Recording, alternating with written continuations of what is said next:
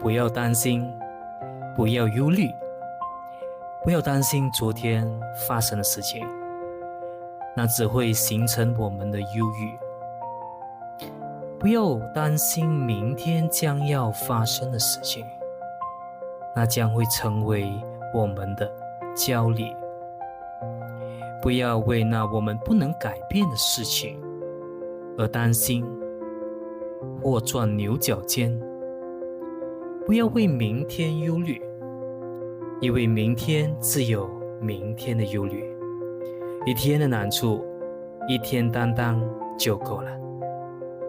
不能改变的，就让它过去。